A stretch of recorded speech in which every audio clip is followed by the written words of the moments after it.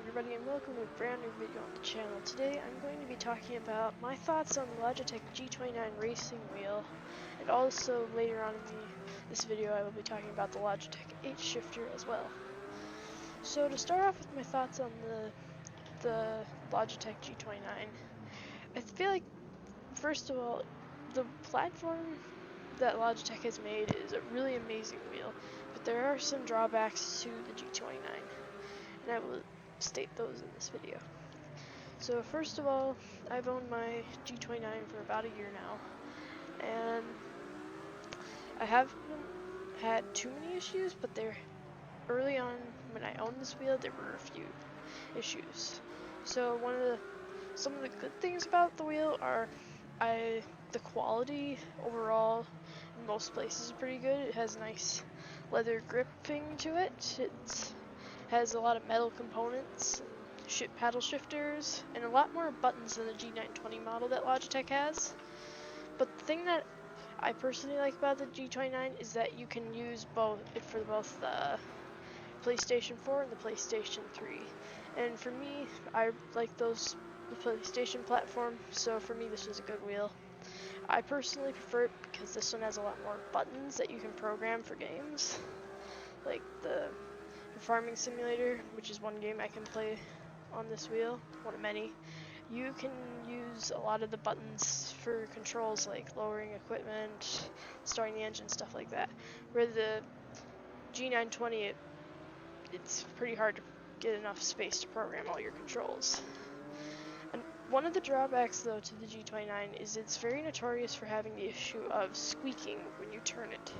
For me, this did happen in the early stages of having the G29, but at the same time, eventually they did go away, but it is something to be mindful of when purchasing the G29. I personally think that the starting price that the G29 goes for of $400 US is a bit extortionate, but if you can get a good sale like at Black Friday or a time when there's a good sale, you can sometimes get it for around $200, which is a great price point for this wheel. It's ahead of the market in terms of simulation performance and overall just quality. One thing that is notable is the paint on the middle. There's like a strap on top of it to indicate where the wheel is at. The paint does wear out on that after a while if you're not too careful. But one other good thing I forgot to mention is that you can also, in the middle console of the wheel, in the center of it, there is shift lights, which are really nice if you don't have your HUD on a game. Right now in this game I'm playing Project Cars, it does have HUD in it, and eventually, if you're doing shifting, you can pretty much tell just by once you know where the over rev is on the car. But you might have to look at the RPM gauge in the beginning just to get used to it. But that's another nice thing about the G29 compared to the 920. If you're gonna buy the G29 or 920, I would suggest thinking about, one, do you have a console and what model, what type is it? Is it a PlayStation or is it an Xbox? That's the one thing to think about.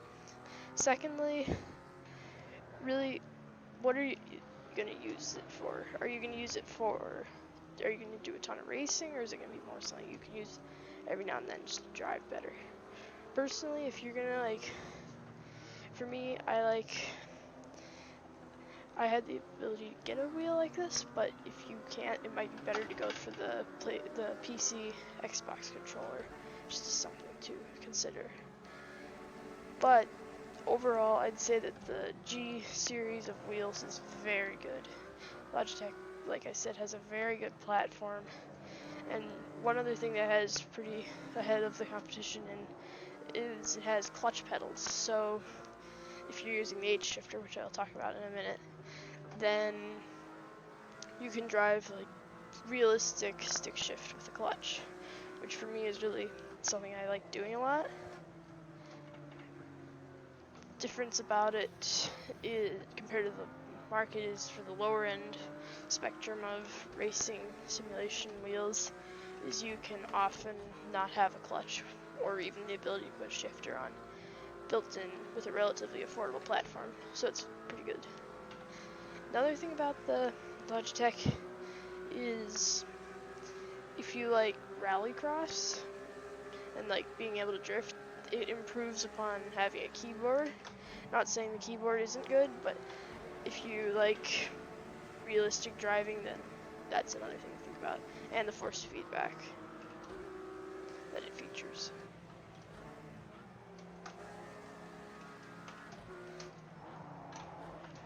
So now we're going to go on to the Logitech H Shifter. I got this more recently, but I've used it quite a bit since I got it.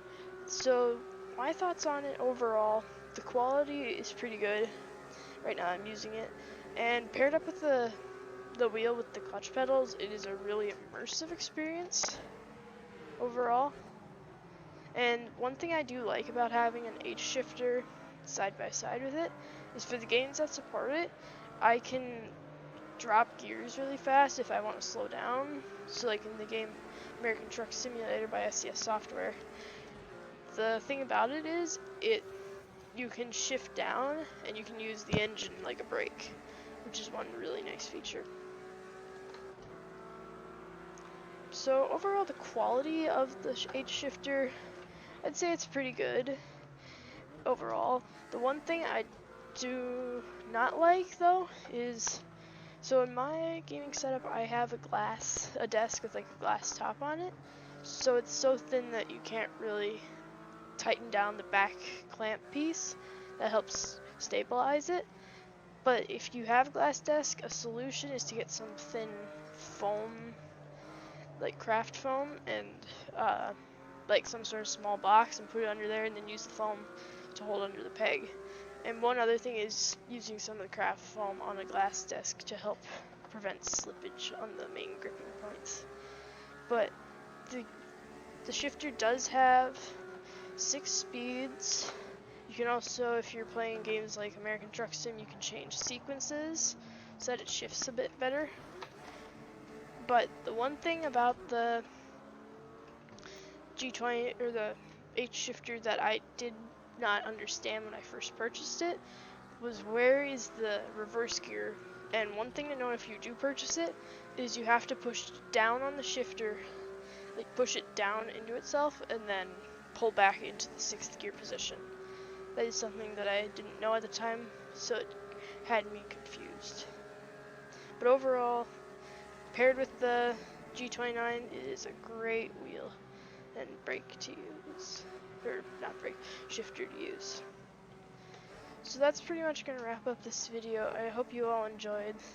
Like I said, I recommend the G29 and H Shifter, but if it's something you can't really afford, then get a gaming controller. So I hope you all enjoyed this video. If you have any questions or comments, be sure to leave them in the comments section below. And I will see you guys in the next video. Thanks for watching.